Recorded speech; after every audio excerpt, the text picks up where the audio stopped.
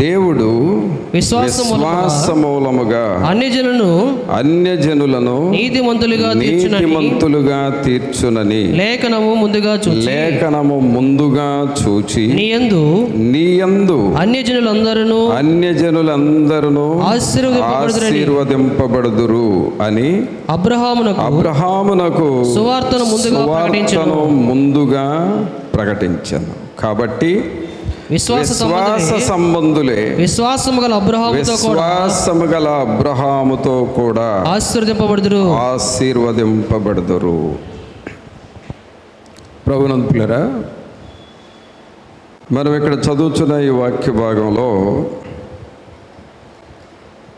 అపోస్తలుడైన పౌలు గారు ఈ గలతీ సంఘానికి రాస్తున్న మాటలు మనం చదివాం. 9వ వచనంలో ఏం చూస్తున్నామంటే, విశ్వాస సంబంధులే విశ్వాసము గల అబ్రహాముతో కూడా ఆశీర్వదింపబడుదురు. అనగా దేవుని ఆశీర్వాదము ఎలా వస్తుంది, దేవుని ఆశీర్వాదం మనం ఎలా పొందుకోవాలి అనే విషయాన్ని రాస్తూ, విశ్వాసము కలిగిన అబ్రహాముతో మీరు ఉంటే మీరు కూడా ఆశీర్వదింపబడతారు. కావున ఈ దినము మనము ఆశీర్వదించబడాలి అనంటే మనము దేవుని యందు విశ్వాసముంచాలి అని వాక్యము హెచ్చరిస్తూ ఉంది. దేవుని యందు మనము విశ్వాసముంచాలి. ప్రియరా, దేవుని సన్నిధికి మనం వస్తాం. ప్రార్థన అన్నప్పుడు, ఆదివారపు ఆరాధనలు అన్నప్పుడు, ప్రత్యేక కూటము అని చెప్పినప్పుడు మనం దేవుని సన్నిధికి వస్తాం. అలాగే అక్కడ జరిగే ఆ కార్యక్రమాలు, పాటలు పాడేటప్పుడు పాటలు పాడతాం, ప్రార్థన చేసేటప్పుడు ప్రార్థన చేస్తాం, వాక్యం వినేటప్పుడు వాక్యం వింటాం. ఇవన్నీ ఆరాధన క్రమంలో మనం చేస్తాం. అయితే ఒక వ్యక్తికి ఆశీర్వాదం రావాలి అనంటే, ఒక కుటుంబము ఆశీర్వదించబడాలంటే మనలో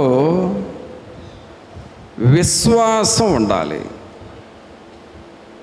విశ్వాసం,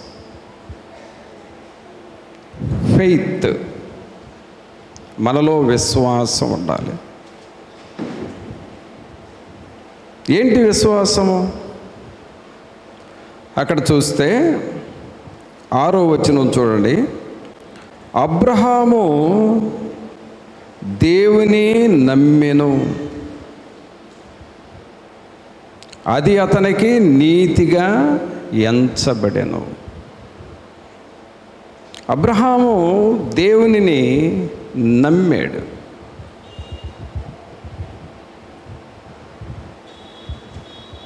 ఏమిటి నమ్మటం? దేవుని నమ్మటం అంటే ఏంటి? ఆ దేవుని యొక్క క్వాలిటీస్, ఆ దేవుని యొక్క మనస్సు, దేవుని తలంపులు నీవు గుర్తుపట్టాలి. అబ్రహాము దేవుని నమ్మాను అని ఉంది. ఎలా నమ్మాడు? ఆయనకు పిల్లలు లేరు అనే దుఃఖం అబ్రహాములో ఉంది.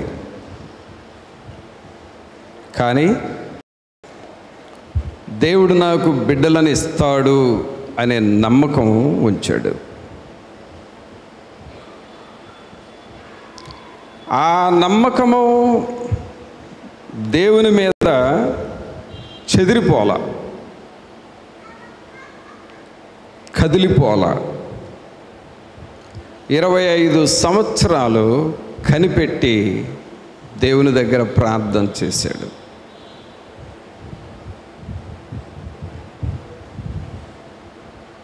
తర్వాత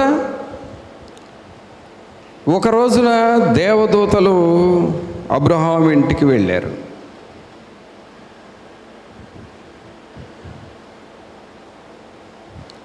ఆ దేవదూతలు అబ్రహాము ఇంటికి రాబోయే ముందు ఆయనలో ఒక ఉత్సాహం వచ్చింది. ఆయనలో ఒక ఆసక్తి బయలుదేరింది. అప్పటికి 90 సంవత్సరాల వయస్సు. కానీ ఆ దూరముగా ఉన్న దేవదూతలను చూసి, ఆ మనుషులను చూచి పరిగెత్తుకుంటా వెళ్ళాడు. అంటే ఆయనలో ఉన్న ఆసక్తి ఏమిటంటే, దేవదూతలను నా ఇంటిలో చేర్చుకోవాలి, దేవదూతలు నా ఇంటికి వస్తే నా ఇంటిలో ఖచ్చితంగా మేలు జరుగుతుంది, నాకు ఆశీర్వాదం వస్తుంది అనే విశ్వాసం వచ్చాడు.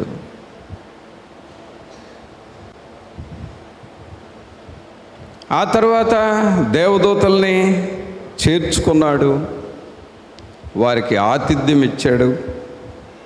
ఆ తర్వాత దేవదూతలు ఆ కుటుంబాన్ని ఆశీర్వదించారు. మరొక సంవత్సరానికి మీ ఇంటికి మేము వస్తాము, మీకు ఒక కుమారుడు కలుగుతాడు అని చెప్పాడు. ఇవన్నీ కూడా అబ్రహాములో ఉన్న విశ్వాసం. దేవుణ్ణి నమ్మాడు, దేవుణ్ణి విశ్వసించాడు.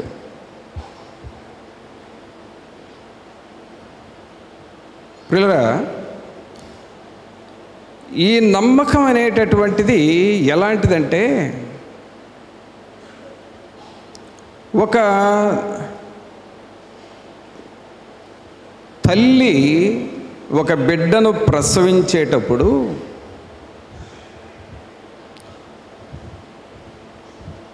ఆ బిడ్డకు తల్లి తినే ఆహారము, తల్లి త్రాగే నీళ్ళు, తల్లి త్రాగుచున్న ప్రతిదీ ఆ బిడ్డకు వెళ్ళటానికి, ఆ తల్లికి లోపల గర్భంలో ఉన్న శిశువుకి ఒక కనెక్షన్ ఉంటుంది.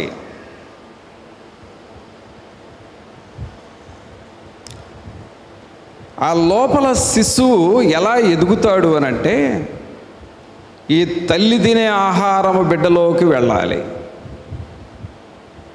ఈ తల్లి త్రాగుచున్న పాలు, నీళ్ళు, ఆహారము, ఆ జ్యూసు బిడ్డ లోపలికి వెళ్ళాలి. ఎలా వెళుతుంది? తల్లికి బిడ్డకి ఒక నాభి సూత్రం, దాన్నే మనం తెలుగులో బొడ్డు అంటాం. ఆ నాభి సూత్రము ద్వారా తల్లిలో ఉన్న ఆహారము బిడ్డలోకి వెళతా ఉంటుంది.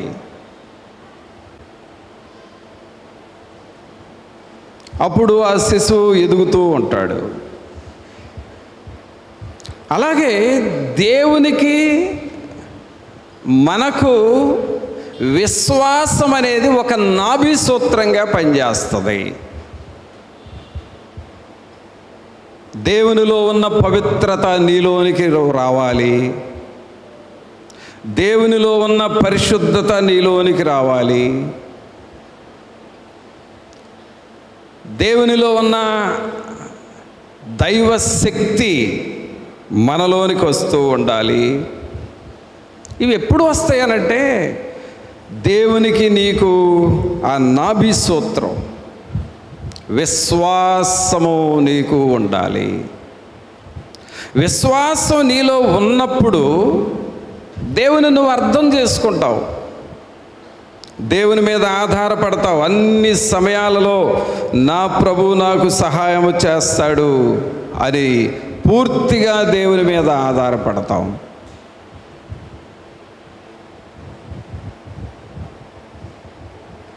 ఒకసారి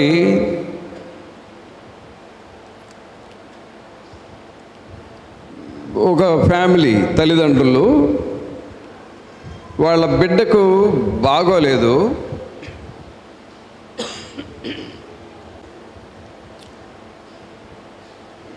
చాలా అస్వస్థతగా ఉంది బిడ్డకి. వాళ్ళు ఏమన్నారు అంటే, అదే ఈ బిడ్డకు, చిన్న బిడ్డకు బాగాలేదు, ప్రార్థన చేయండి అన్నారు. సరే అని కొబ్బరి నూనె తీసుకొస్తే నూనె కోసం ప్రార్థన చేసి ఆ చిన్న బిడ్డ మీద ఆయిల్ వేసి సిలువ గుర్తు వేసి, ప్రభువా ఈ బిడ్డకు ఎలాంటి బలహీనత లేకుండా చేయండి, మీ స్వస్థత రానివ్వండి అని సిలువ గుర్తు వేసి ఆ పొట్ట మీద ప్రార్థన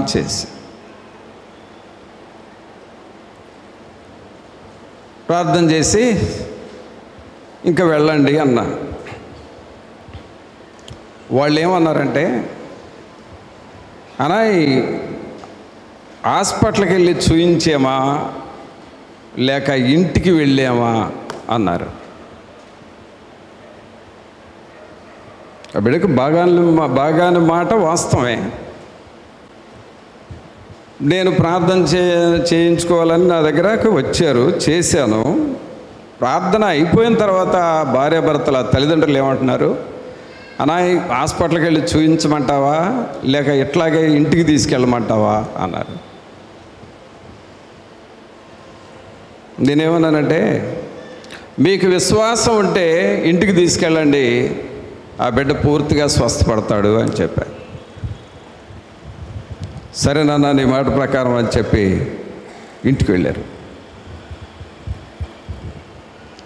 ఆ నూనె పెట్టి ప్రార్థన చేస్తున్నారు, ఆ నూనె రాస్తున్నారు, ప్రభువా నీ దాసుడు ప్రార్థన చేశాడు, మీరు స్వస్థపరుస్తారు, మేము నమ్ముతున్నాము, మేము విశ్వాసం ఉంచుతున్నాము అని అలాగూ ప్రార్థన చేసుకుంటా ఆ పగలంతా గడిపారు.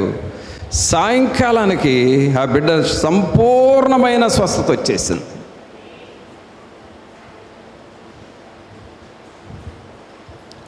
ప్రియులారా గమనించండి, దేవుని దగ్గర నువ్వు ఆశీర్వాదం పొందాలంటే నీలో ఆ విశ్వాసం రావాలి. నీ విశ్వాసం కదలకూడదు, చెదరకూడదు.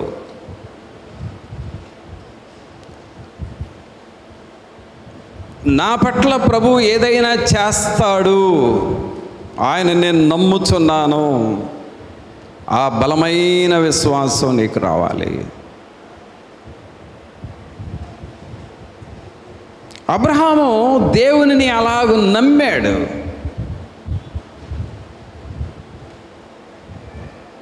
దేవునిని అలాగూ నమ్మాడు. నా ప్రభు ఏదైనా చేయగలడు.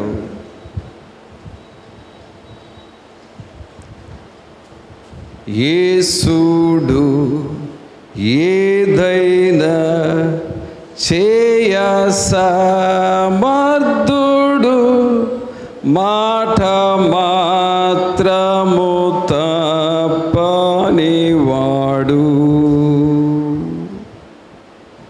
నా ప్రభు ఏదైనా చేయగలిగిన దేవుడు.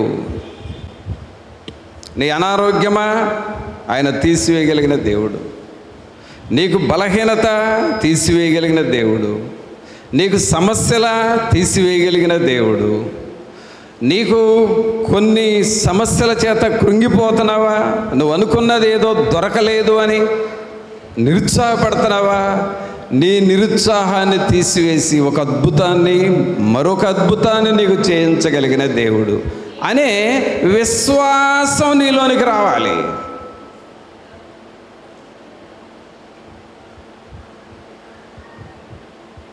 ప్రభునందు పిల్లరా, మనందరికీ వినే తలకాయ ఉన్నది,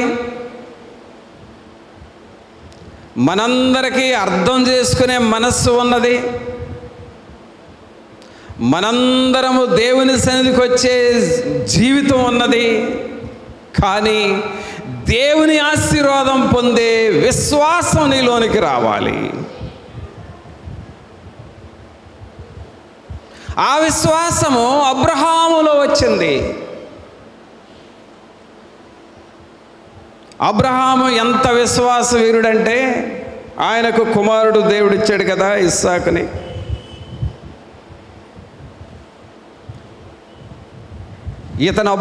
ఇతని విశ్వాసము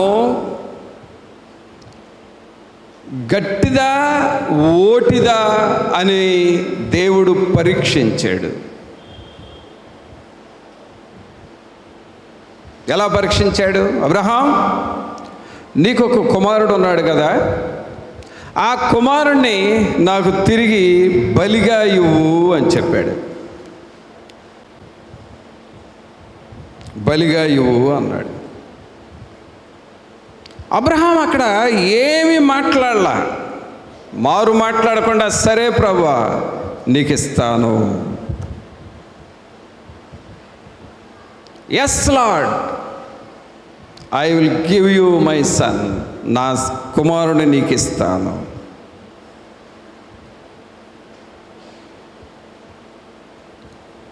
రెండవ తలంపు, అయ్యో నాకు ఉందే ఒక్క కొడుకు కదా, ఈ ఒక్క కొడుకుని దేవునికి ఇచ్చేస్తే మరి నా సంగతి ఏంటి, ఇక నాకు ఎవరు ఉండరు కదా అనే ఆ సెకండ్ థాట్, రెండవ తలంపు రాలేదు.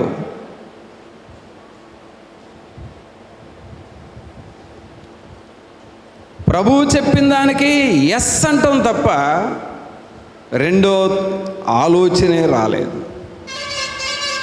పిల్లరా, నీలో విశ్వాసం ఉంది అనే దానికి గుర్తేమిటంటే దేవుని వాక్యము ఏది చెబితే అది చేస్తావు తప్ప రెండో మాట నీ దగ్గర నుండి రాదిక. రెండో మాట, రెండో ఆలోచన, నాకు కుదరదు, నాకు వీలు కాదు అనే మాటలు రానే రావిక.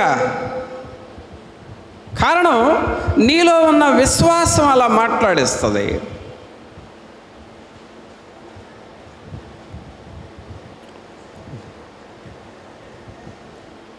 అబ్రహాము నీ కుమారుడు నాకు ఇవ్వు అన్నప్పుడు ఆ ఇంటి దగ్గర వాళ్ళు, అయ్యా మరి పిల్లోడిని తీసుకువెళ్తున్నావు, ఎక్కడికి తీసుకువెళ్తున్నావు ఏంటంటే, నా కుమారుని బలివ్వమన్నాడు దేవుడు, నేను వెళుతున్నానని బయలుదేరాడు. ఏమంటాడో తెలుసా? మరలా మేము వెనక్కి తిరిగి వస్తాము అని చెప్పాడు. నా పిల్లోడిని బలిచ్చేసి నేను ఒక్కడనే వస్తానని చెప్పట్లేదు, మరలా మేము తిరిగి వస్తాము.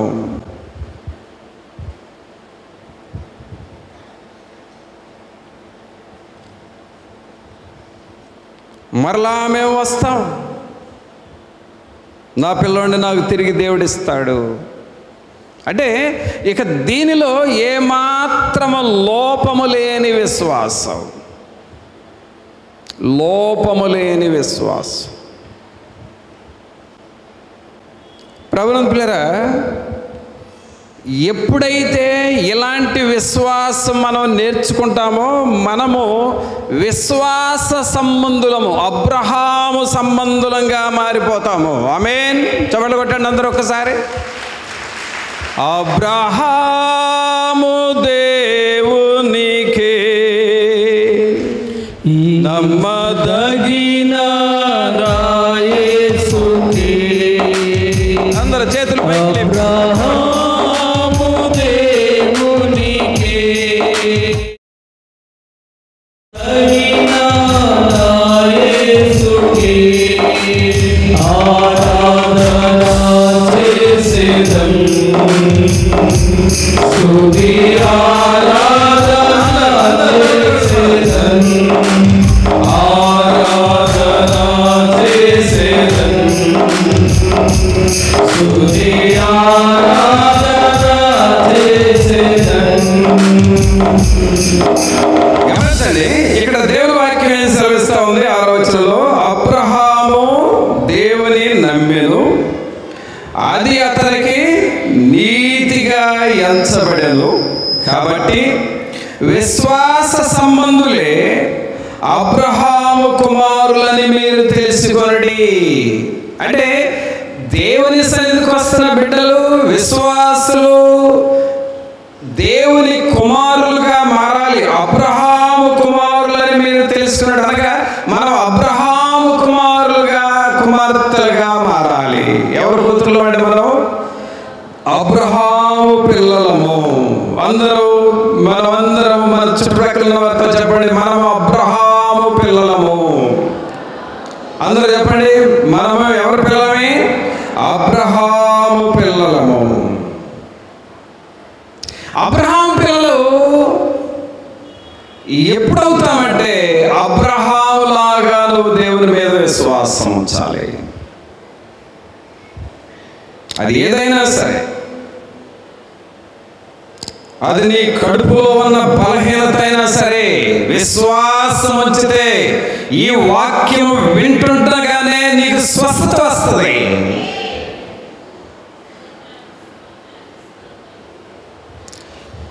ఈ దేవుని వాక్యం వింటూ ఉండగానే దేవుని ఆత్మ నిన్ను ఆవరిస్తాడు.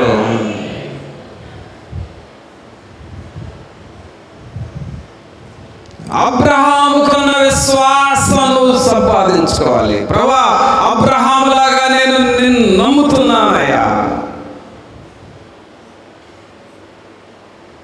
అబ్రహాము లాగా నేను విశ్వసిస్తున్నాను. అబ్రహాము వలె నీ వైపు చూస్తాను. అబ్రహాము వలె నీ సన్నిధిలో ప్రార్థిస్తాను. అబ్రహాము లాగా నీ సన్నిధిలో బలిపీఠం కడతాను. అబ్రహాము లాగా నీవు ఏ మాట చెబితే ఆ మాటకు ఎస్ లార్డ్ అలాగే అని అంటాను. నో అంటాను, నాకు కుదరదంటాను, నాకు కుదరదు, వీలు కాదు. నా ప్రభువుతో నేను ఎస్ లార్డ్ నేను చేస్తాను అని చెబుతాను. పిల్లరా, దేవుని మందిరములో ఉన్న మనం, దేవుని మందిరములో ఉన్న మనము దేవుని యందు విశ్వాసం పొందుకోవాలి అంటే అబ్రహాము లాంటి విశ్వాసం, అబ్రహాము లాంటి నమ్మకాన్ని దేవుని మీద నువ్వు పెంచుకోవాలి. ఇది దేవుని సన్నిధి. దేవుడు నిన్ను మందిరంలోకి ఎందుకు తీసుకొచ్చాడో తెలుసా? అబ్రహాము పిల్లలుగా చేసి అబ్రహాము యొక్క ఆశీర్వాదం నీకు ఇవ్వాలని తెచ్చాడు. నీవు విశ్వాసం కలిగి ఉండాలి. దేవుని యందు విశ్వాసం ఉంచాలి. అందుకనే ఇక్కడ మనం దేవుని వాక్యం ఏం చూస్తున్నామంటే 9వ వచనంలో, కాబట్టి విశ్వాస సంబంధులే. ఏ సంబంధులండి? ఏ సంబంధులు? మనం విశ్వాస సంబంధులు.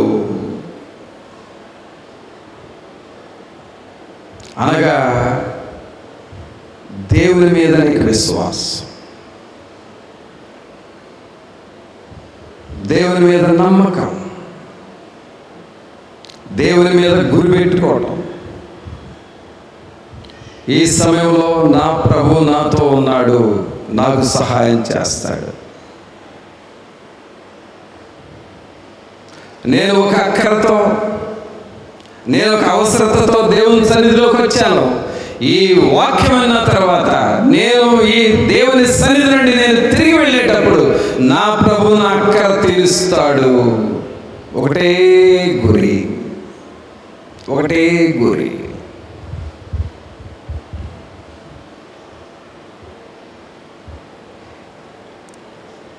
అందుకని ఇక్కడ దేవుని ఆశీర్వాదం,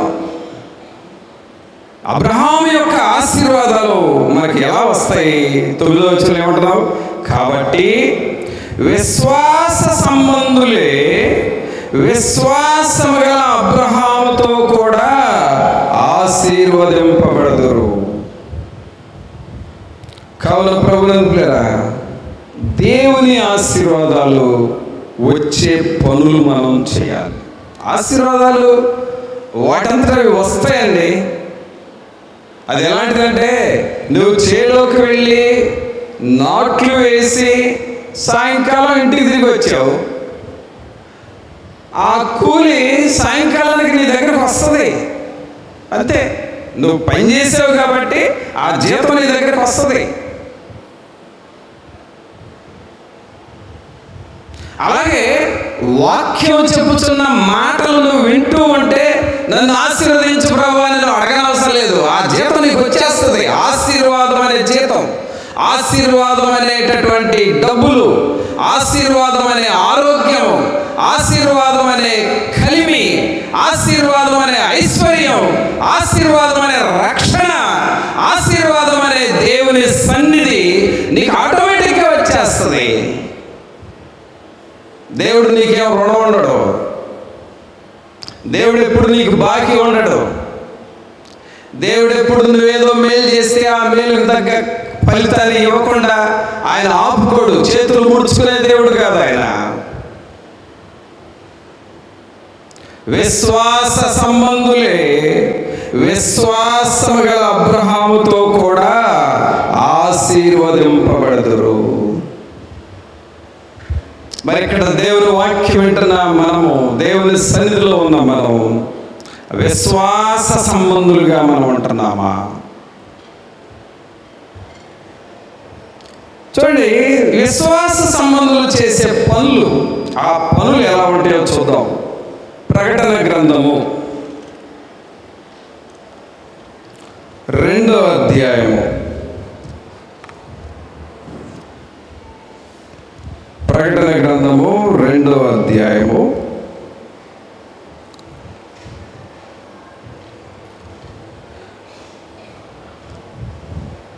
5వ వచనం చదవండి. నీవు ఏ స్థితిలో నుండి పడితివో అది జ్ఞాపకము చేసుకొని మారు మనసు పొంది ఆ మొదటి క్రియలను చేయుము. అట్లు చేసి నీవు మారు మనసు పొందితేనే సరి. లేని ఎడల నేను నీ యొద్దకు వచ్చి నీ దీపస్తంభమును దాని చోట నుండి తీసివేతును. గమనించండి, విశ్వాస సంబంధులు అబ్రహాము కుమారులని పిలువబడతారు. అబ్రహాము కుమారులని నువ్వు పిలువబడ్డావంటే అబ్రహాము యొక్క ఆశీర్వాదములు నీకు వస్తాయి. అయితే అబ్రహాము కుమారులుగా పిలువబడటానికి మనం చేయాల్సిన పనులు ఏంటి అంటే 5వ వచనంలో చదువుతూ ఉన్నావు. నీవు ఏ స్థితిలో నుండి పడితివో, ఏమంటాడండి? నీవు ఏ స్థితిలో నుండి పడితివో అది జ్ఞాపకము చేసుకొని మారు మనసు పొంది ఆ మొదటి క్రియలను చేయుము. ప్రభువులారా, నీ ఆత్మీయ స్థితి ఎక్కడ ఉందో నువ్వు జాగ్రత్తగా పరిశీలన చేసుకోవాలి. ఒకప్పుడు నువ్వు బాగా ప్రార్థన చేసేవేమో, ఇప్పుడు ఆ ప్రార్థన చేస్తున్నావా? నువ్వు ఎక్కడ పడిపోయావో నువ్వు పరీక్ష చేసుకోవాలి. ఒకప్పుడు దేవుని సన్నిధి అంటే ఉత్సాహం, ఆసక్తి ఉంది. ఇప్పుడు దేవుని సన్నిధి అంటే ఆ ఉత్సాహం పోగొట్టుకున్నావేమో, ఎక్కడ పడిపోయావో నువ్వు పరిశీలన చేసుకోవాలి. ఒకప్పుడు దేవుని పని అంటే ఉల్లాసంగా పరుగులెత్తుతో చేశావు. ఇప్పుడు దేవుని పని అంటే తప్పుకునే మార్గాలు ఏమైనా ఉన్నాయా అని చూస్తున్నావేమో. ఎక్కడ పడిపోయావో దాన్ని నువ్వు పరిశీలన చేసుకో.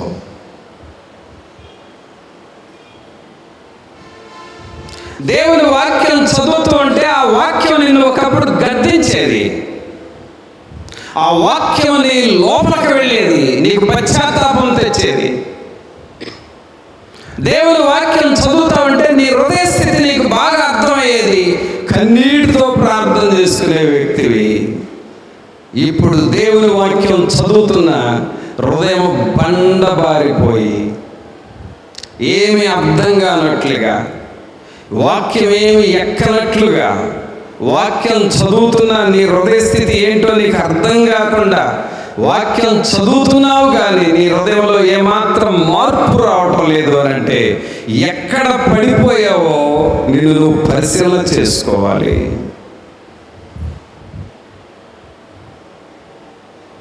దేవుని సన్నిధిలో కూర్చొని వాక్యం వింటూ ఉంటే ఒకప్పుడు ఆసక్తిగా ఉండేది, ఇప్పుడు సాతానుడు మగత తెస్తున్నాడేమో. ఎక్కడ పడిపోయావో నువ్వు జాగ్రత్తగా పరిశీలన చేసుకో.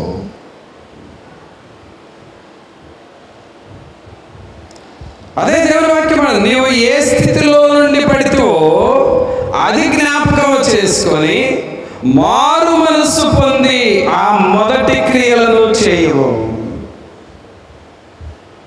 అబ్రహాము వారసులుగా, అబ్రహాము పిల్లలుగా మీరు మారాలి అనంటే, అబ్రహాము యొక్క ఆశీర్వాదములు నువ్వు పొందాలి అనంటే, నీవు దేవుని సన్నిధిలో నిన్ను నువ్వు పరీక్ష చేసుకో, నిన్ను నువ్వు పరిశీలన చేసుకో. ఏంటి ప్రభువా నా స్థితి? నా కుటుంబం పరిస్థితి ఏంటి? నా భవిష్యత్తు ఏమిటి? నా పిల్లల సంగతి ఏమిటి? నా ఆత్మీయ జీవితం సంగతి ఏమిటి? నేను మిమ్మల్ని తెలుసుకున్నాను, కానీ పరలోక మార్గంలో నడుస్తున్నానా లేక ప్రక్కకు పోతున్నానా? మీ దగ్గరకు వచ్చాను, మారు మనసు పొందాను, బాప్తిసం తీసుకున్నాను, అయినా కూడా ఆ మొదటి ప్రేమ, ఆ మొదటి ప్రార్థన నాలో ఎందుకు లేదు? కారణం ఏంటి? ఏం జరుగుతుంది నాలో? నా హృదయం ఎలా అయిపోతుంది? దేవునికి ఇవ్వాల్సిన స్థానాన్ని ఒకవేళ లోకానికి ఇస్తున్నానా? మెత్తని హృదయం పోయి కఠినత్వం ఎందుకు వస్తుంది? మెళకు కలిగిన ప్రార్థన పోయి ఎందుకు నేను ఆ మగతలోనికి, నిద్రావస్థలోనికి వెళుతున్నాను? నా పరిస్థితి ఏంటి ప్రభు అని నిన్ను నువ్వు పరిశీలన చేసుకోవాలి.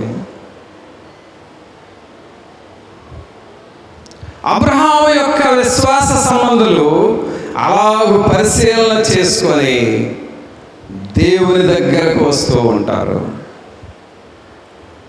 అందుకనే ఇక్కడ చదువుతూ ఉన్నావు, నీవు ఏ స్థితిలో నుండి పడితేవో అది జ్ఞాపకం చేసుకొని మారు మనసు పొంది ఆ మొదటి క్రియలను చేయము. అట్లు చేసి నీవు మారు మనసు పొందితేనే సరి. చూసారా, నువ్వు పొందితేనే సరి. అబ్రహాము యొక్క వారసులుగా ఆశీర్వాదం పొందాలంటే నువ్వు ఖచ్చితంగా మారు మనసు పొందాల్సిందే. ఒకవేళ నువ్వు మారు మనసు పొంది చల్లారిపోయావేమో, మరలా తిరిగి పశ్చాత్తాపడాల్సిందే.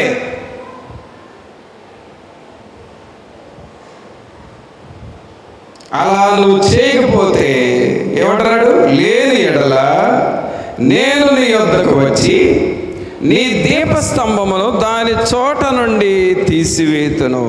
దీపస్తంభం అనగా దేవుడిచ్చిన రక్షణ. సోదరుడా, దేవుడు నీకు రక్షణ అనే దీపస్తంభాన్ని ఇస్తున్నాడు. దాన్ని నువ్వు జాగ్రత్తగా కాపాడుకో, ప్రార్థనతో కాపాడుకో, దేవుని సన్నిధిలో భయభక్తులతో కాపాడుకో, వాక్యముతో నిన్ను కాపాడుకుంటూ ఉండాలి. ఎప్పుడైతే అలాగ మనం కాపాడుకుంటామో మనం అబ్రహాము కుమారులం అయిపోతాము, అబ్రహాము కుమార్తెలం అవుతాము. ఆ తర్వాత అబ్రహాము యొక్క ఆశీర్వాదాలు మనకు వస్తాయి. తర్వాత అబ్రహాము యొక్క ఆశీర్వాదాలు రావాలి అంటే మరొక మాట చూద్దాం. అపోస్తలుల కార్యములు 2వ అధ్యాయము. అపోస్తలుల కార్యములు 2వ అధ్యాయము 37-38 వచనాలు చూద్దాం. వారు ఈ మాట విని హృదయంలో నొచ్చుకొని సహోదరులారా మేమేమి చేతుమని పేతురును కడమ అపోస్తలులను అడుగగా పేతురు మీరు మారు మనస్సు పొంది పాప క్షమాపణ నిమిత్తం ప్రతివాడు యేసుక్రీస్తు నామమున బాప్తిస్మము పొందుడి. ఇది చాలా అవసరం అండి. అబ్రహాము యొక్క వారసులుగా, అబ్రహాము సంతానంగా మనం మారాలి అంటే ప్రతి ఒక్కరూ మారు మనసు పొందాలి.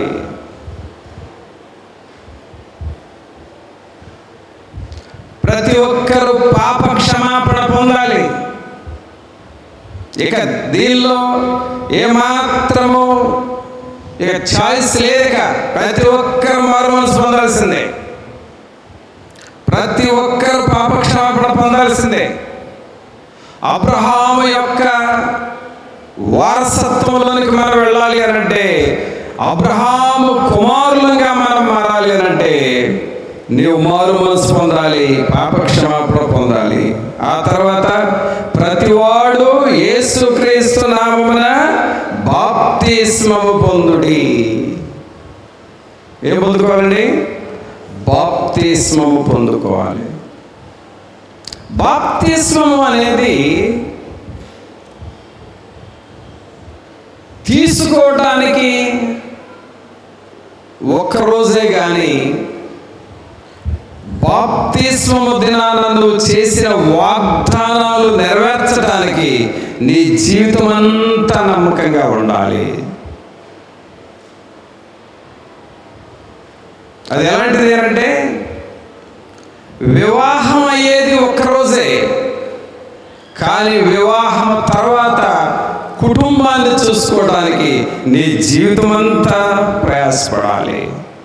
అలాంటిదే బాప్తిస్మం.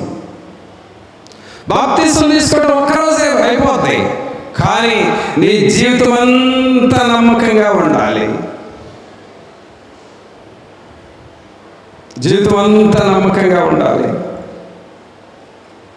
ప్రతివాడు యేసుక్రీస్తు నామమున బాప్తిస్మము పొందుడి, అప్పుడు మీరు పరిశుద్ధాత్మను వరము పొందుదురు. బాప్తిస్మము పొందిన నీవు నమ్మకంగా ఉంటే, నమ్మకంగా దేవుని పని చేస్తూ ఉంటే, నీవు అన్ని విషయాల్లో యథార్థంగా నువ్వు ఉంటే పరిశుద్ధాత్మ అనే వరము మన మీదకి వస్తాడు, మనందరి మీదకి వస్తాడు. మనం పాడతాం కదా, ఓ పౌర రూపమా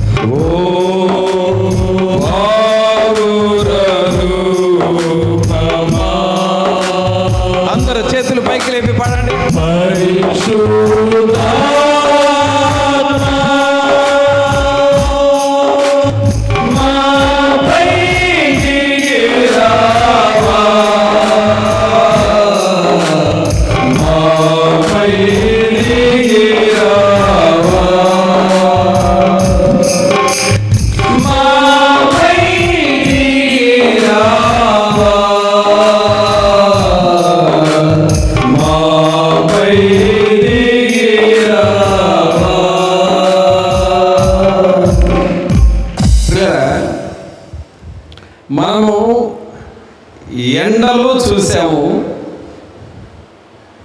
అలాగే చల్లని మేఘాలను కూడా చూసాము. బాగా ఎండ వేసినప్పుడు ఒళ్ళంతా చురుకులు చురుకులుగా ఉంటుంది. ఎక్కువసేపు ఎండలో ఉండి నడుస్తూ ఉంటే అలసట వస్తుంది, ప్రాణము అలసిపోతుంది ఎండ తీవ్రతకి. కాసేపటికి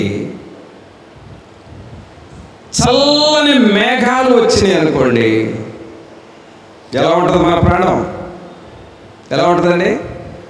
అప్పుడు దాకా చురుకులు చురుకులుగా వేడిగా అలసిపోయిన శరీరం చల్లని మేఘాలు ఒక్కసారి రాగానే ఆహ్లాదంగా ఉంటుంది, సంతోషంగా ఉంటుంది, ప్రాణం తెప్పరిల్లినట్లుగా ఉంటుంది. ఆ కొంచెం సేపట్లోనే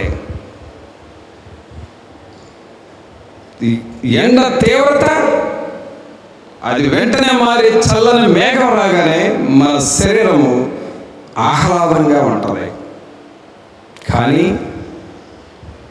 దేవుని సన్నిధిలో మనం ప్రార్థన చేస్తున్నప్పుడు, దేవుని సన్నిధిలో విశ్వాసంతో అబ్రహాములాగా మొరపెడతా ఉంటే, పేతురు బోధించినట్లుగా మారు మనసు పొందండి, పాప క్షమాపణ పొందండి, యేసుక్రీస్తు నామమున బాప్తిసం తీసుకోండి, ఇవన్నీ చేస్తూ నమ్మకంగా కనిపెట్టి ప్రార్థన చేస్తూ మొరపెడతా ఉంటే పరిశుద్ధాత్మ మేఘము మన మీదకు వచ్చినప్పుడు, పరిశుద్ధాత్మ సన్నిధి పావురవలే మన మధ్య సంచరిస్తూ ఉన్నప్పుడు, పరిశుద్ధాత్మ శక్తిని గుండెను తాగుతూ ఉన్నప్పుడు, పరిశుద్ధాత్ముడు నీ ఇంటిలోనికి వచ్చి నీ ఇంటిలో ఉన్న వారితో మాట్లాడుతూ ఉన్నప్పుడు, ఆ వాతావరణము దేవుని సన్నిధి, దేవుని శక్తి, దేవుని ప్రసన్నత, దేవుని ప్రభావం మనం అనుభవిస్తాము.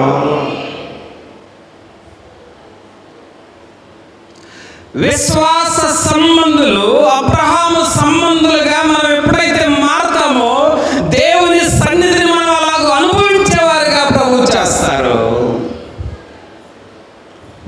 ఆయన సంఘం అనుభవించాలి, ఆయన నమ్ముకున్న కుటుంబాలు అనుభవించాలి, ఆయన సన్నిధిలో యథార్థంగా ఉంటున్న రక్షణ పొందిన ప్రతి ఒక్కరూ అనుభవించాలి.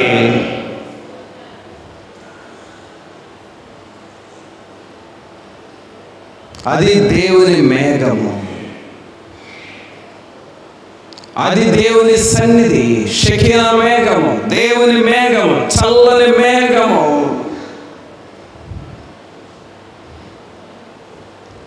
ఏలియా చూచిన మేఘము,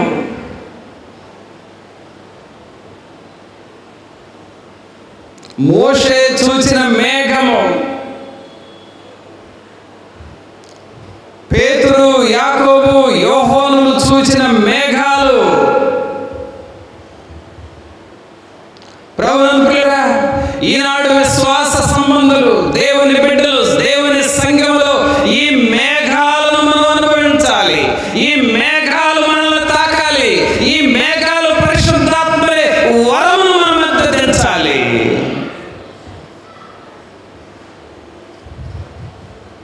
అలాగూ మనం సిద్ధపడుతున్నామా?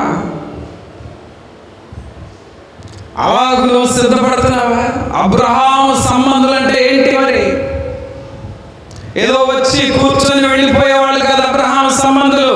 దేవుని పని కొరకు పరిగెత్తేవారు, దేవుని పనిని నిర్వహించేవారు, దేవుని పనిలో బాధ్యతగా ఉండేవారు, దేవుని పని అంటే శరవేగంతో దూసుకొని పోయేవారు. వీళ్ళు అబ్రహాము సంబంధులు.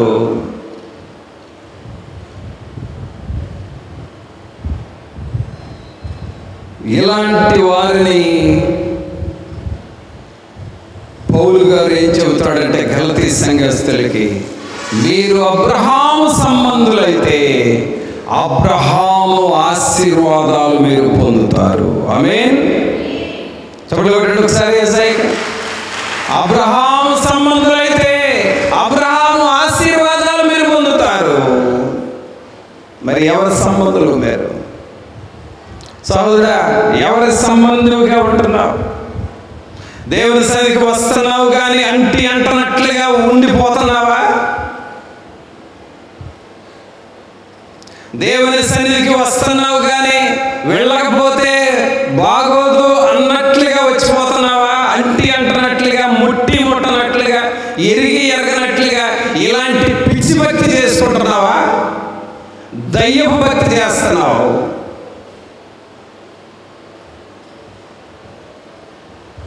అబ్రహాము సంబంధాలు అంటే ఏంటి? దేవుని ఆశీర్వాదాలు ఎలా వస్తాయి నీకు? అబ్రహాము పిల్లలు వారసత్వం కలిగి దేవునితో అంటి పెట్టుకున్నారు. ఉందా ఇలాంటి భక్తి నువ్వు చేస్తున్నావా? అందుకనే పేతురు రాస్తా ఉన్నాడు, అప్పుడు మీరు పరిశుద్ధాత్మను వరము పొందుదురు. పరిశుద్ధాత్మ అనే వరము చాలా గొప్ప సంగతి అండి. దేవుని మందిరంలో ప్రార్థించే వారికి, కనిపెట్టుకొని మొరపెట్టే వారికి పరిశుద్ధాత్మ అనే వరాన్ని దేవుడు ఇస్తాడు. మారు మనసు పొందాను, బాప్తిసం తీసుకున్నానని చెబుతున్న నీకు ఈ పరిశుద్ధాత్మ అనే వరము ఖచ్చితంగా ఉండాలి. ఈ పరిశుద్ధాత్మ అనే వరం లేకపోతే నీ భక్తిలో కావలసినన్ని లోపాలు వచ్చినాయని అర్థం. అబ్రహాము సంతానంగా మనం మారాలి. అబ్రహాము దేవునిని నమ్మెను, అది అతనికి నీతిగా ఎంచబడెను.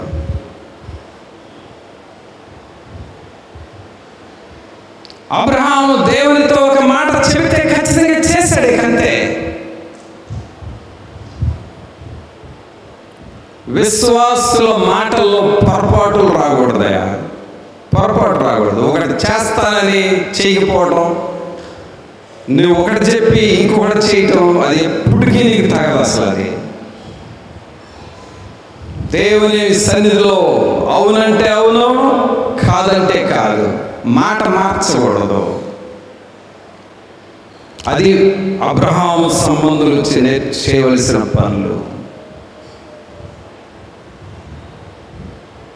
చూడండి, అబ్రహాము సంబంధులు చేయాల్సిన మరొక పని ఏమిటంటే విలాప వాక్యములు. విలాప వాక్యములు 3వ అధ్యాయము.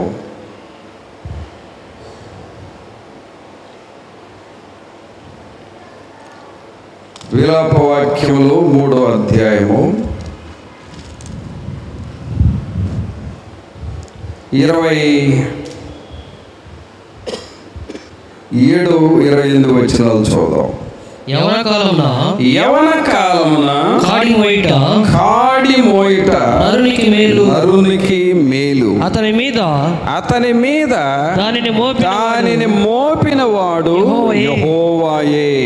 గనుక అతడు ఒంటరిగా కూర్చుండి మౌనముగా ఉండవలెను. అబ్రహాము సంతానముగా మనం మారాలంటే పిల్లరా, ఇదిగో దేవుడు నీకు ఇచ్చిన పని నమ్మకంగా చేయాలి.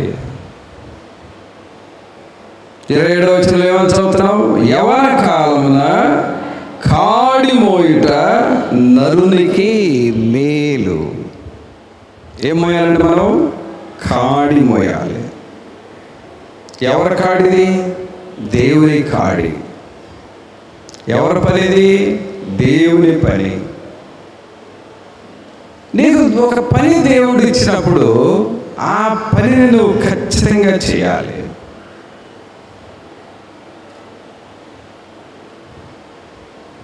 దేవుని పని చేసే అవకాశం అందరికీ రాదండి. నీకు దేవుడు పని చేసే అవకాశం దేవుడు ఇస్తున్నాడంటే నువ్వు దాన్ని తృణీకరించుకోకూడదు, దాన్ని నువ్వు కాదనకూడదు, నా వల్ల కాదనకూడదు. అబ్రహాము యొక్క సంతానముగా మనం ఎప్పుడు మారుతామంటే దేవుని పనిని నువ్వు పరిగెత్తుకుంటా చేయాలి. దేవుని పనిని నువ్వు పరుగులెత్తుకుంటూ చేయాలి. దేవుని సన్నిధికి రావటం కూడా పరుగులెత్తుకుంటూ రావాలి. దేవుని పనిని నా వంతుగా నేను హృదయమంతటితో చేస్తాననే ఒక తీర్మానం నీకు రావాలి. దేవుని పనిని నమ్మకంగా చేసిన వారు రాబోయే కాలంలో అబ్రహాము యొక్క ఆశీర్వాదాలు పొందుతారు అని అర్థము. ఆమేన్. చప్పట్లు కొట్టండి అందరూ ఒకసారి. దేవుని పనిని ఎవరైతే నమ్మకంగా చేస్తారో, సోదరుడా సహోదరి, దీనిలో నా స్వార్థం ఏమీ లేదు, నా కోసం నువ్వేం పని చేయట్లేదు, అది గుర్తుపెట్టుకో. నా కోసం నువ్వు పని చేయొద్దు, చేయనవసరం లేదు. అసలు మనమందరము దేవుని పనిని చేసేది, మనమందరము దేవుని కాడిని మొయ్యాలి, దేవుని పని చేయాలి, దేవుని మందిరం పనులు చేయాలి.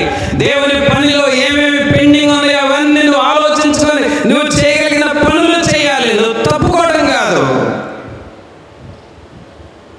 అబ్రహాము యొక్క వారసులుగా మనం మారాలి అనంటే, అబ్రహాము యొక్క ఆశీర్వాదాలు నీకు రావాలి అనంటే దేవుని పనిని నిండారుగా చెయ్యి, హృదయమంతటితో చెయ్యి, పూర్ణ బలముతో చెయ్యి, పూర్ణ శక్తితో దేవుని పనిని చెయ్యి.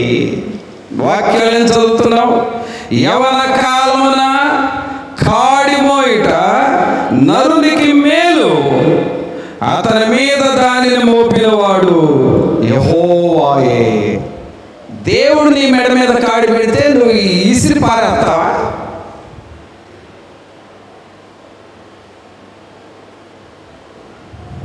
దేవుడు నీకు ఒక బాధ్యత ఇస్తే దాన్ని కాదంటావా?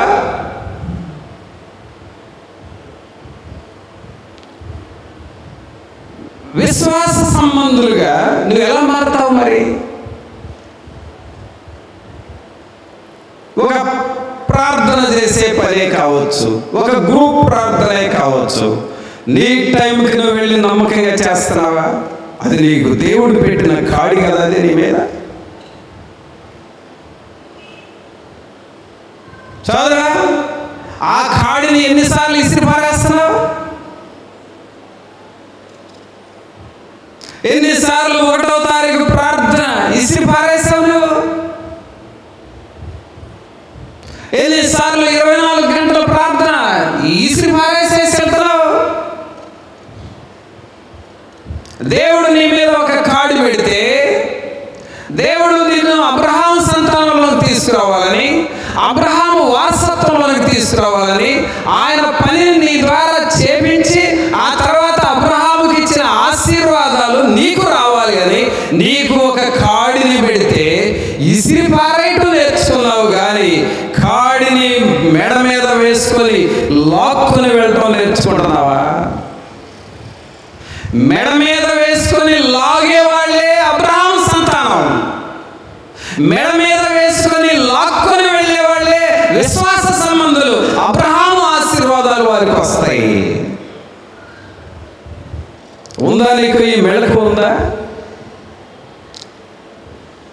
ఇది నేర్చుకుంటున్నావా, లేక సైతాను ట్రిక్కులు నేర్చుకొని ఎగరగొట్టి వెళ్ళి నిద్రపోతున్నావా దేవుని పని ఆపేసి?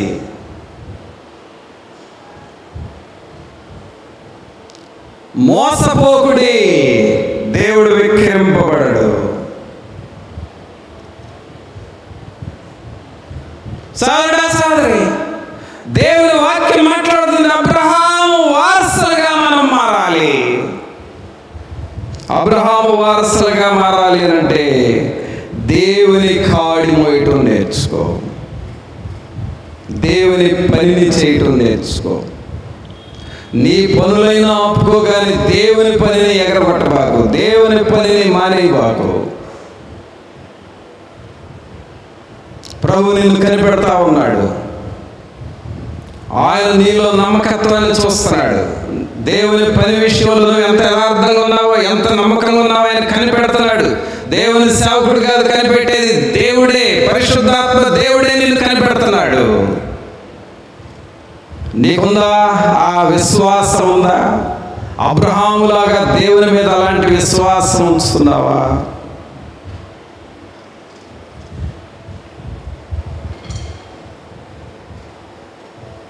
చూడు దేవుని వాక్యంలో 84వ కీర్తన, 84వ కీర్తన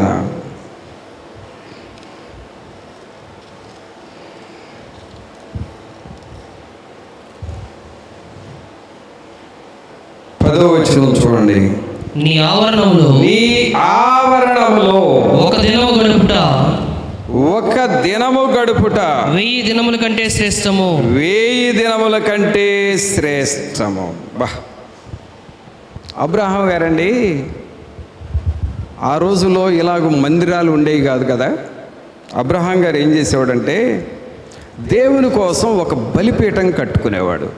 అంటే దేవుడు ఉండే స్థలం అని ఒక బలిపీఠం కట్టి అక్కడ దేవుణ్ణి ఆరాధన చేస్తూ ఉండేవాడు, దేవుణ్ణి స్తుతిస్తూ ఉండేవాడు, దేవునికి స్తోత్రాలు చెబుతూ ఉండేవాడు, దేవునికి తన హృదయాన్ని ఇస్తా ఉండేవాడు. బలిపీఠాలు కట్టి దేవుని సన్నిధిలో ప్రభువుని ఆరాధన చేశాడు. అబ్రహాము పిల్లలు కూడా అలాగే చేయాలి. ఆయన బలిపీఠం దగ్గరకు వచ్చి నీ హృదయాన్ని దేవునికి ఇవ్వాలి. నీ మనస్సు, నీ టాలెంట్స్, నీ బలం, నీ ధనం, నీకున్నది సమస్తం ప్రభువా నేను నీకు ఇస్తున్నాను. సమర్పణ చేయుము ప్రభువునకు నీ దేహము ధనము సమయమును. సమర్పణ చేయుము ప్రభువునకు నీ దేహము ధనము సమయమును. అబ్రహాము యొక్క ఆశీర్వాదాలు పొందాలంటే నీ దేహాన్ని, అంటే నీ శరీరంతో దేవుని పని చేయాలి. నీ ధనాన్ని, దేవుడు నీకు ఇచ్చిన ధనమును దేవునికి నువ్వు ఖర్చు పెట్టాలి. దేవునికి ఇవ్వవలసింది దేవునికి ఇవ్వాలి. నీ రాబడి అంతటిలో దశమ భాగం నాకు చెల్లించమని చెప్పాడు. దేవుని సొమ్మును దేవునికి చెల్లించాలి.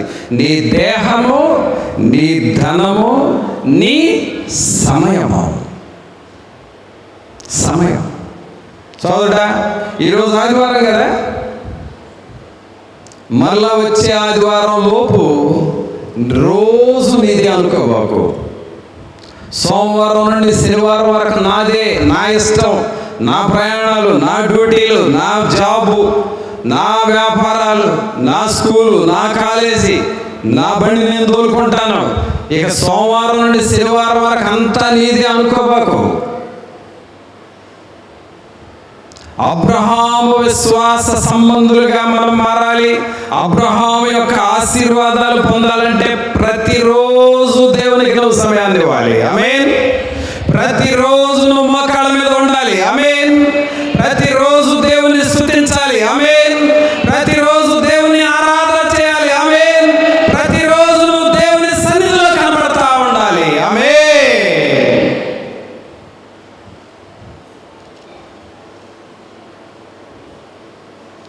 ఎప్పుడైతే నువ్వు అలాగ చేస్తావో అబ్రహాము వారసులుగా మనం మారుతాం. అబ్రహాము పిల్లలం అవుతాం. అబ్రహాము ఆశీర్వాదాలు పొందుతాం. అందుకని మొదటగా చదివిన వాక్యం తీయండి. గలతీయులకు రాసిన పత్రిక 3వ అధ్యాయము. గలతీయులకు రాసిన పత్రిక 3వ అధ్యాయము 6వ వచనం చూడండి. అబ్రహాము దేవుని నమ్మెను, అది అతనికి నీతిగా ఎంచబడెను. కాబట్టి విశ్వాస సంబంధులే అబ్రహాము కుమారులని తెలుసుకొనుడి. ఎవరండి? విశ్వాస సంబంధులే అబ్రహాము కుమారులని మీరు తెలుసుకోండి. అనగా నీ హృదయంలో ఏముండాలి? దేవుని మీద విశ్వాసం ఉండాలి. నీకు విశ్వాసం ఉంటేనే ప్రార్థన చేస్తావు. నీకు విశ్వాసం ఉంటేనే దేవుని పని చేస్తావు. నీకు విశ్వాసం ఉంటేనే నా పని ఆపేస్తాను, దేవుని పని ముందు పెట్టుకుంటానని అనుకుంటావు. నీకు విశ్వాసం ఉంటేనే దేవుని సన్నిధికి వెళ్ళాలనిపిస్తుంది. నీకు విశ్వాసం ఉంటేనే నా పట్ల దేవుడు ఆశీర్వాదాలు ఇస్తాడని నమ్ముతావు. అందుకనే విశ్వాసము దేవునికి నీకు ఉండే నాభి సూత్రము. మరి ఆ నాభి సూత్రాన్ని నువ్వు కలిగి ఉంటున్నావా? ప్రభువా, నీ మీద నేను అలాంటి విశ్వాసం కలిగి ఉంటాను అని దేవుని మీద ఆధారపడుతున్నావా? ప్రార్థన చేసుకుందాం. ఒక నిమిషం మన హృదయాలు మనం పరీక్షించుకుందాం. ప్రతి ఒక్కరు మోకాళ్ళ మీద ఉండి, ప్రభువా నా హృదయంలో విశ్వాసం నాకు దయచేయండి. విశ్వాసం లేకపోతే నేను మీకు ఇష్టడుగా కూడా ఉండలేను కదా. విశ్వాసం లేకపోతే నేను ఆశీర్వాదం ఎలాగో పొందుతాను? ప్రభువా, నన్ను నేను గ్రహించుకోవాలి, నన్ను నేను పరీక్షించుకోవాలి. లోతైన జ్ఞానము, లోతైన గ్రహింపు నాకు రావాలి అని నువ్వు అడుగుతావా? ప్రతి ఒక్కరూ మోకాళ్ళ మీద ఉండి, సోదరుడా సోదరి, నీ చేతులు దేవుని వైపు చూపిస్తూ యేసయ్యా అని పిలువు దేవుణ్ణి. ప్రభువా, నాకు విశ్వాసము దయచేయండి. మీ మీద నాకు బలమైన విశ్వాసం ఉండాలి ప్రభా, లోతైన విశ్వాసం ఉండాలి ప్రభా. అయా మీ మీద బలమైన నమ్మకమును నేను పెట్టాలి. అబ్రహాము ఎలాగూ దేవుని నమ్మినాడు, అబ్రహాము లాంటి విశ్వాసము, అబ్రహాము లాంటి ప్రార్థన, అబ్రహాము లాంటి విధేయత నాకు నేర్పండి ప్రభువా అని నువ్వు అడుగుతావా? విశ్వాస సంబంధులే అబ్రహాము ఆశీర్వాదాలు పొందుతారని వాక్యంలో చూసాము. మేము ఎలాంటి సంబంధులుగా మారుతున్నాం?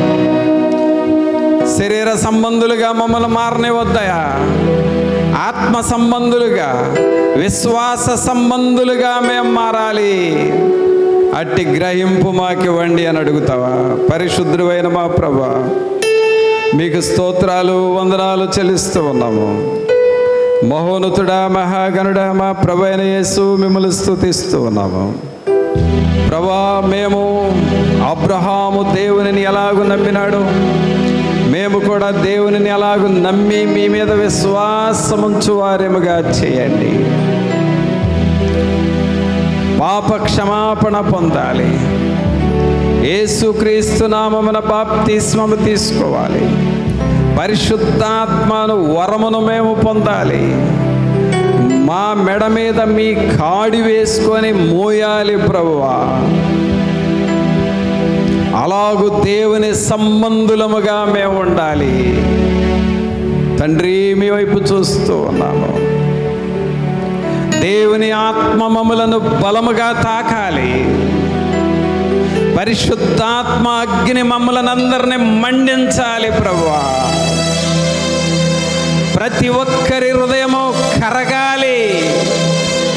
కరుడు గట్టుకుపోయిన గుండెలు సహా అదరాలి దేవుని అగ్నితో. ఓ దేవా, మీ మేఘమును మా మధ్య పంపండి. సాతానుడు కలుగు చేయుచున్న కఠినాత్మ నజరేయుడైన యేసు నామములో నువ్వు కాలిపోవుదుగాక. దేవుని అగ్ని మాలోనికి రానివ్వండి. పరిశుద్ధాత్మ అగ్ని సంఘాన్ని దిద్దాలి, సంఘాన్ని సవరించాలి ప్రభువా. దేవా, మీకు స్తోత్రాలు వందనాలు. ప్రతి ఒక్కరిని మీరు దర్శించి పరిశుద్ధాత్మ అగ్ని బాప్తిస్మములోనికి ప్రతి ఒక్కరిని మీరు నడిపించండి. మీ వాక్యం మా హృదయములో నిలిచి ఫలించులాగున చేయమని నజరేయుడైన యేసు నామమున అడిగి వేడుకొనుచున్నాము తండ్రి.